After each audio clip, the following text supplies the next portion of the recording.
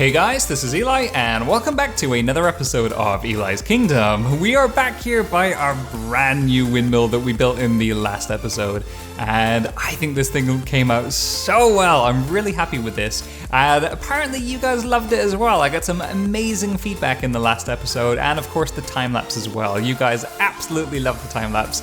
That makes me really happy because I put so much time and energy into producing that. It took a really, really long time, and I had quite a few late nights just trying to get that finished. So you guys really love that. If you haven't seen it already, please do go check it out. There'll be a link in the top right of the screen just now. It is definitely worth your time, so do go check that out. I did have a lot of people share it with their friends because they loved it so much, and it's really taken off. I think it's probably going to become one of my most viewed videos sometime very soon because you guys really did love it. In today's episode, we do need to finish off what we started. This is going to be our automatic wheat farm. So we're going to have a villager in here. He's going to be walking around plucking out this wheat, and he's going to have a full inventory, so he's just going to be dropping the wheat on the floor. We'll have some kind of hopper minecart system underneath which will be picking up this wheat, and it will eventually deliver it into some system which is going to send it back to our storage area. So I think the other thing we need to do in today's episode is we need to extend our sewer line. We have our sewer line that ends around about Creeper Castle, and I think we need to extend it all the way down here and take it underneath these bridges and in here. And we may actually need some storage silos around here because I think this is going to generate quite a lot of wheat.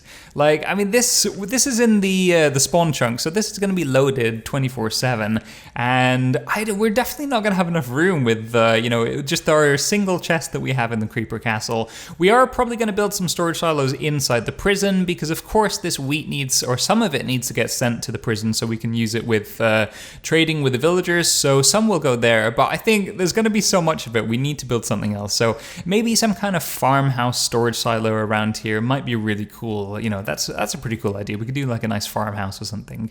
In addition to that, we actually mentioned in the last episode that this is built on top of a slime chunk.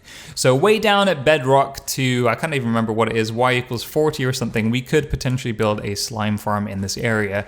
And then I did actually suggest that we could turn this into a super chunk as well, so we could add in all the other farms like the sugarcane, the pumpkins, the melons. There's probably other ones that I haven't even researched that you can do inside a super chunk. So that could be really cool. I was actually just looking up here. This part looks amazing. We could potentially put some of these farms up here. My original plan was to put them down below, but we could make use of this space. That might be pretty cool. And I guess if you have things like sugarcane and melons, they would just get hit by a piston and they should fall down onto here and just get picked up by that hopper minecart. So yeah, that might work. They might land on top of these lanterns, so we may have a tiny bit of loss, but I don't know. It could ruin the space up here as well. We don't actually have that much space, so we wouldn't get too many farms up there. So, oh, hello. What are you doing? Yeah, definitely gonna have to protect this place a bit more because we are gonna get some mobs. If a creeper was to fall, that would be really bad. And yeah, we are gonna have a villager here, so we need to make sure the villager isn't gonna get killed as well. I don't even know if these guys can drop down and survive. I don't know. I'm not even going to test it. But yeah, that's definitely going to be the plan for today's episode. We need to get this sorted. Also, just between episodes, I did actually go around building some bridges here. I just wanted to try and work on the infrastructure a little bit and, get some of the work out the way between episodes. So I just wanted a nice, simple looking cobblestone bridge. I didn't want to do anything fancy, just a nice cobblestone archway. I built this one first. We did have, a bit of a dip in the ground, so I thought it'd be cool to do a bridge over land.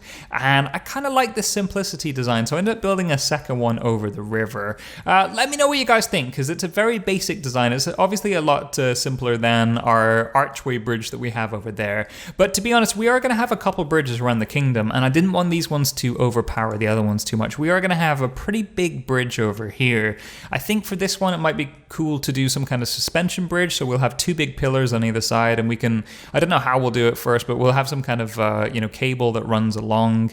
And that could be really cool. We are going to have another bridge off in, there's another river over here that we need to cross. So yeah, I didn't want this to overpower too much. I just want a nice simple bridge. So I don't know. Let me know what you guys think. But anyway, let's head back into our windmill. I think we'll probably have to dig out the ground because we do need to go down a couple blocks in order to place these mine carts. And do you know what? We may actually just dig down to bedrock because we're going to need to do the slime farm there eventually. So let's go ahead, begin a time lapse. Then we'll do this in time lapse because it'll be just digging, so pretty boring stuff. Let's do a talking time lapse actually, because there's a couple things I want to talk about. I will see you guys in just a moment. Now, the main topic I wanted to talk to you guys about during this time-lapse is Patreon. Now, those of you who have never heard of it before, Patreon is basically a website where people can pledge a very small amount of money or make a couple donations towards their favorite content creators or YouTubers. And the idea being that this money goes a very long way into helping them, create this content, helping to pay for some of the software they use or equipment they need to make these videos. Now, you may or may not know this, but YouTube doesn't really pay out at all. I mean, I think my channel's been active for about a year now, and I think in total it's earned about $6. I mean, it's kind of pathetic the amount of money that YouTube gives. Now, I am, of course, not on YouTube to make money. It's never been about the money for me. I really just enjoy making videos. I love entertaining. I love making these time lapses, and for me, it's never really been about making money at all. It's just a hobby of mine that I've, for a while now, I've loved doing on the side. Now, that being said, I really do take this seriously. It probably comes across in my videos. I really do enjoy doing this, and I do want to take it to the next level. And, I really do see my channel growing quite a lot. I really want to grow it in several directions as well. So, I maybe want to branch out into some games other than Minecraft, or perhaps even do some real-world cinematography or vlogs. Now, making these YouTube videos is definitely not free. I mean, I use the Adobe products, I use Premiere Pro, I use After Effects, I use Photoshop. They all incur a monthly fee. The music that I use for the start and end, and any music during the time-lapse, usually I have to pay for as part of a subscription. Just the other day while I was making the windmill time-lapse, my computer was screaming at me saying I needed to purchase more RAM, so I had to do that. That was probably about $120 worth, so. But I absolutely don't mind paying this money because I really do enjoy doing YouTube videos, and to me it's totally worth the cost. But if I do want to grow my channel into different directions, then I think it's going to start costing quite a bit more. I mean, I was looking to see what other YouTubers use when they do these, real-world cinematography things. They use camera equipment, which really ranges in the thousands of dollars. And, I do want to do some drone footage as well. I would love to mix in drone with cinematography, and drones are pretty expensive as well. So this is stuff that I'm more than happy to, take some money out of my pockets to pay for, but I would like to ask you guys for some help in order to do this. So the main idea behind Patreon is if you want to help out the channel, if you want to see the channel grow and you really want to help the channel, you want to be a founder of growing this channel, then it is there for you if you want to. Now, I absolutely don't expect anyone to do this. I'm more than happy if you just watch the videos, you just like them and comment them or whatever. That's all I really need. The idea of Patreon is it's there if you want to donate. If you can afford to, if you feel like you want to help the channel, it's there. I'll put a link in the top right of the screen for anyone who does want to go check out my Patreon. There will be a link in the description as well, and I think we're going to do some pretty cool rewards for anyone who chooses to pledge or donate. So probably the first thing we'll do is at some point in a future episode, we'll be setting up a hall of patrons, and your name will go up there if you manage to donate some money. I think what we'll do as well is we'll have a server set up. So if you guys want to come play with me, or you want to play some Minecraft, we can. We'll have a patron server set up, and we can do some really cool builds. We can blast out some redstone. We'll probably just have a lot of fun doing that. And then I did throw up a couple higher tier options on Patreon as well. So anyone who wants to go for those, there is going to be t-shirts printed. We'll probably do coasters. You can do tank tops. I think they'll all have the Eli the Wolf logo on. And, I'll probably do the t-shirt I wore at Minecon last year, which I'll throw up on the screen just now. It was a really cool design t-shirt, and it did get a lot of high praise at Minecon. So it's a really nice one. I do actually wear it a lot out and about, so it does get a lot of comments. So that's pretty much it, and like I said before, I honestly don't expect anyone to join Patreon at all. I mean, it's just there if you want to, but it's certainly not a requirement. I'm more than happy if you guys just want to watch the videos and enjoy them for what they are. That was a seriously large amount of digging. I think this whole thing took maybe 4 hours in total to do. It was quite a long one. And yeah, these little blocks here, we seem to have missed a few. These were ghost blocks while we were doing the digging, and they were driving me mad. Like, I kept on bumping into ghost blocks. I got stuck quite a few times. I think they almost killed me at one stage because they actually trapped me in a little corner and I couldn't seem to move, and my health kept on going down, so it was a bit messy. If you notice why the beacon just randomly appeared at bedrock, bedrock, I did actually move it from the top to the bottom because I think we'd just run out of range. So just between clips that got moved. And also, if you notice why I was standing, or you may have noticed I was standing against the wall for quite some time between clips. And basically, when we started off building the sewer line, I actually came down here and I installed an item elevator. And there's a drop shaft just here. Basically what it meant is I could throw the items down that we were actually digging out. They would get picked up by this water stream, pushed into the hoppers into the item elevator, and sent all the way back up to the sewer. So basically it meant that we weren't going to lose any of the items that we'd been digging. I wanted to make sure we were going to save everything just in case we need it for the future. So I did actually manage to mess this up quite a few times. I think the items got sent up the item elevator. I forgot to put this water stream in, so there's probably quite a few that despawned on this part here. When I did manage to put the water stream in, I sent them along this sewer line here, and this was actually the wrong sewer line because I think this one was it's the middle one here. This actually sends all the items to a dead end at the prison. So I think the items were basically despawning over here. When I discovered this, I added a very quick loop in just to send them all the way back around. So those items now got sent all the way along here. I think they get sent down this really dark sewer line here, all the way under here, and but along to this item elevator here. Now I think we also had some items lost here because this thing basically backed up really fast, and there was only one hopper, so it could only really take 5 stacks of items, and we were sending in a ton of stacks each time. So I came along here, I rescued what I could, and I actually installed this double chest, which I think is still almost full. This thing's been running for about half an hour, just trying to get rid of some of these items. So this will probably take some time just to fully get done. But yeah, I mean, it's a very slow system. I think this item elevator is good, but it can only transport one item at a time and is very slow. So we may need some upgrading if we're going to do something like that again in the future. For the most part, it's fine if we're just doing things like an iron farm, but it's obviously not very good if we're going to do a ton of digging. So these items got sent up here along this sewer line here. This is the one that connects with the aqueduct. And they get sent into this hopper over to this item elevator. This item elevator had actually broken at one point. I think it must be a flaw in this design. They only seem to work when items travel into them, they quickly get moved out. But if too many items go in at once, the whole thing seems to just freeze.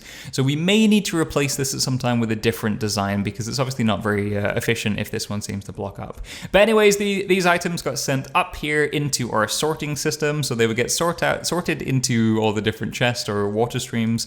Here we can see the stone one is firing, which sends the items along here. The stone gets sent all the way over here into another item elevator, which takes it up to our storage silos. And as you can see, we've now got 4 lights on the stone, which is really cool. I think we started off the time lapse at 2 lights, so we've actually managed to generate 2 double chests. I think we also gained 1 more light with the dirt. I don't think we got another light with, we maybe got 1 for andesite, I'm not too sure, I don't remember, and we don't have any more cobblestone. But that's pretty cool, we managed to get a lot of resources, so this is definitely really good if we're going to need them in the future. But yes, this guy is one very tired Eli the Wolf. He's done a lot of digging today, so I think we'll give him a little break, and then we'll pop back over to the windmill and try and figure out what to do next. So I'm just trying to figure out how to proceed with this plan, and to be honest, I don't really have a clue because this is such a monumental project. I think logically it makes sense to start from the bottom and work your way upwards because it's easier to place blocks that way, but do you know what? We said we were going to do the wheat farm in today's episode. I think we have to start with that. It makes the most sense. So I think the first thing to do is actually lay down the floor for the minecart. I think it's going to be 2 blocks below the ground level here, and then once we get the minecart in, we'll probably have to set up some kind of unloading station where we can deliver the wheat that's going to go into the sewer line, and then we'll have to lay on the wheat on top as well. We'll have to find a villager. I think it's got to be a farmer. We'll probably drag him over from the villager breeder, and we'll bring him in here somehow, and we have to fill up his inventory as well, so we have to make sure he is only holding, I think is it wheat or seeds, or one of the two? I think it's all seeds, so that way he doesn't pick up the wheat, and he won't be throwing bread around as well. So hopefully that will work. I think the other thing to mention is because this is such a deep hole, we're probably going to need some kind of elevator to easily transport from the the bottom to the top, and it may need to have several floors as well if we need to easily get around. So I mean, that's going to be a pretty big build because I mean, we could do the elevator on the outside, but I think it would just ruin the look of this place. I think we're going to have to do the elevator on the inside, and it will ruin some of the farms. We'll take up some space, so we won't have as many farms as we could do, but I think that makes the most sense. and I'll also need to check to see which elevators are working at 1.12 because, you know, they probably changed in the last update. But I think that'll be really cool if we have some kind of automatic elevator that will move us up and down, and we could even have buttons to select which floor we want to go to. So yeah, let's go and proceed with the plan. Let's get the floor laid in for the minecarts. Let's get an unloading station constructed, and yeah, let's take it from there. The minecart floor is now in place, and I was just trying to work out how best to design this room. I think what we'll do is we'll have 4 quadrants where we can have 1 minecart per quadrant, and that means there'll be 1 minecart, you know, picking up all the items in each corner of this area, and it should maximize efficiency of collecting the wheat. And then there'll be these 2 unloading stations. We'll have 1 on this side and 1 on this side. Each one will take 2 minecarts from 2 quadrants, and all the items should get unloaded and sent to wherever we want to send them. So I think that's probably going to work, and that should maximize efficiency. The only issue I've had so far is I'm trying to lay these rails down in an optimum way that actually covers every single spot, and I keep on ending up with these little empty spaces that, you know, I'm trying to connect it all in a way that it will cover everything. This is really hard. It's kind of like one of these puzzles where you have to redesign this to try and make sure it covers every spot. So it's going to take me quite some time to figure out. I have had to knock it down a few times and try again, but I'm sure there is a way to do it. And then once we figure that out, we can just replicate that in all 4 corners, and that should be that. The minecart maze is now in place. This thing is looking really crazy, but I think it's all connected. I think it should all work. Now, I think the first thing to mention is that I couldn't figure out how to get rid of this 1 square. I think it's to do with where these glowstone lanterns are placed. There's no way to get rid of this without having to move these. And these are actually going to have a water source placed on the top, so that's going to be the water for our tilled soil. So this can't really be moved. But I think for the most part, it's probably not going to be that big an issue, and it's possible that the minecart will still be able to pick up items that land on this. If it is an issue, we can probably rearrange some things, so I'm not too sure.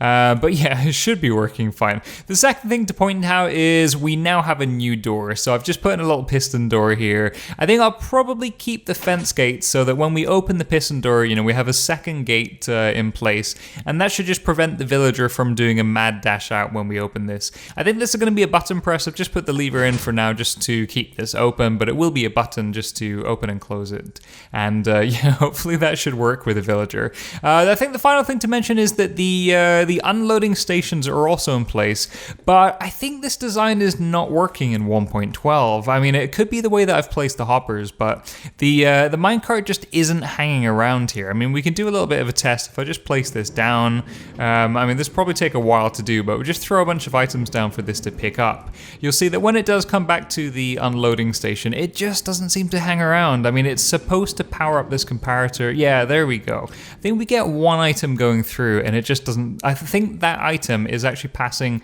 directly through this hopper and straight into this one, so it's just not producing a signal. Might be able to fix that by rearranging this. I don't know if that's going to work. We may need to redesign this whole thing and, you know, try and figure out how to keep this powered off, just so this thing will actually, you know, stay for more than a split second. So I'm not too sure.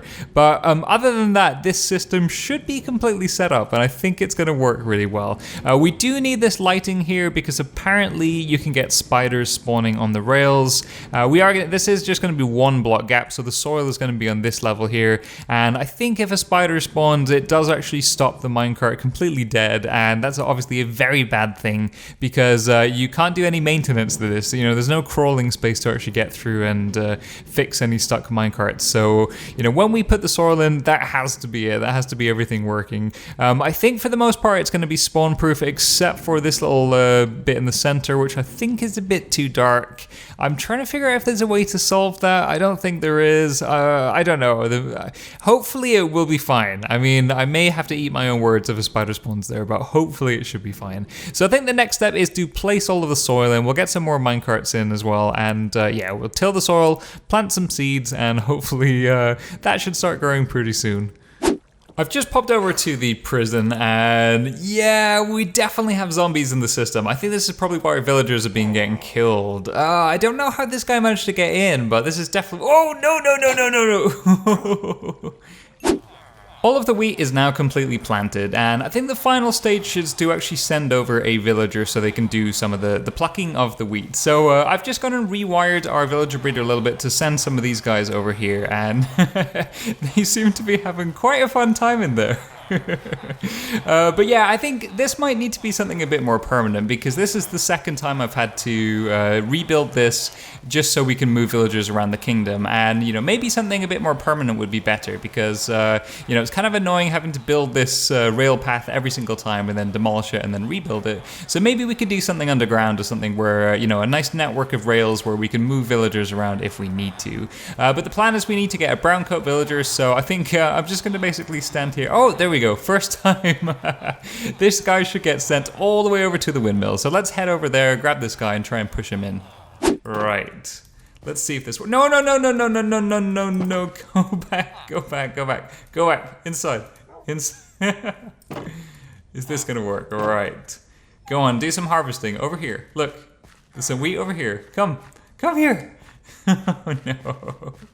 Well, I think this should be it anyway. We should be ready for a full systems test once this guy starts doing some plucking. We still need to place in the minecart, the hopper minecarts. So I think once that's done, we will test the unloading stations as well. And oh, here we go. Yes! Fantastic. Although, oh no, he picked up the wheat, didn't he? Oh, I forgot. You're supposed to give them seeds first. Oh no. I think we have to kill this guy and start again. No. Here we go, second time lucky. Okay, he's in. Right, do your magic, do some plucking. I'm not even gonna risk opening this because I know as soon as I open it, he will run out. Right, go on, do some plucking, quick. There we go. No, close, yeah, okay, over here, look. Come get this, over here. Come here. No, where are you going?